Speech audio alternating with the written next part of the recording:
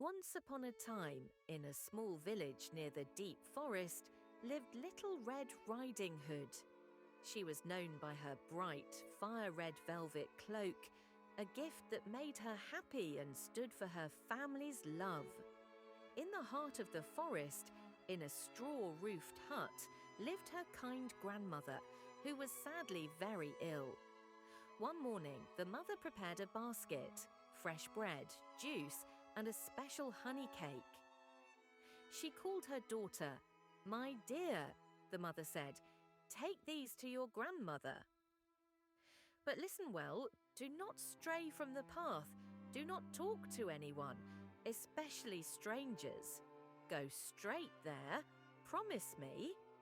Little Red Riding Hood took the basket. "I promise, mother," she said. She entered the forest. The tall trees created a dim, quiet light. She walked, fascinated by the silence, until a smooth voice greeted her from behind a tree. "Hello, little lady. Where are you hurrying?" The wolf stood before her. His eyes were intelligent and yellow. The girl forgot her promise. "I'm going to my sick grandmother," she replied, telling him where she lived and what was in her basket. The wolf smiled, a toothy, unsettling smile. "What a thoughtful girl, but look around. The food is for her body, but what about her spirit? Wouldn't a bouquet of fresh flowers bring her more joy?" The idea pleased the girl. She put down her basket and happily ran into the thickets to pick flowers, completely leaving the safe path. The wolf watched her disappear. His voice lost its gentleness. He quickly ran to the grandmother's house. When he knocked, he heard a weak voice. "Who is it?" "It's A-Leaf. Dear Grandma, I brought food." "Pull the latch. I am too weak to get up." The wolf entered.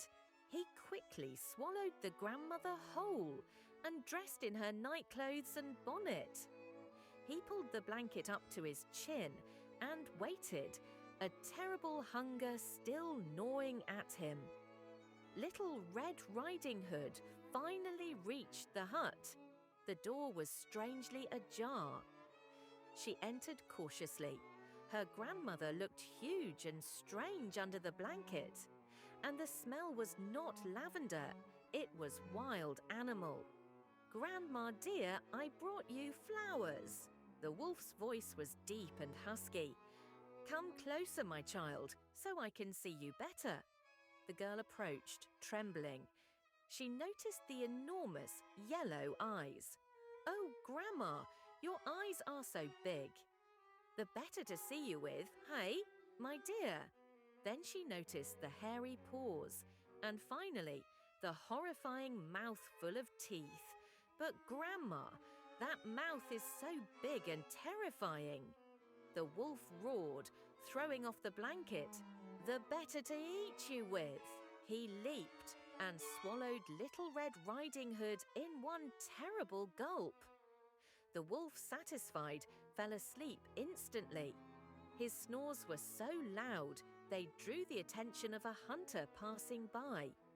The hunter looked inside, saw the bloated wolf, and knew instantly what had happened. He quickly took his knife, hoping the girl and the grandmother were still alive. Carefully, he sliced the wolf's belly. Out popped Little Red Riding Hood. And then her grandmother, and both alive and unharmed. The girl, full of shame, swore she would never disobey her mother again. The hunter then filled the wolf's belly with heavy stones and sewed it shut. When the wolf finally woke up, he was desperately thirsty. He dragged his heavy body to the stream, but the weight of the stones was too much. He lost his balance, fell into the deep water, and drowned. Little Red Riding Hood. The grandmother and the hunter shared the cake and bread in the hut. The girl had learned her lesson. never stray from the path or talk to strangers. She kept her red cloak as a reminder of the biggest lesson of her life.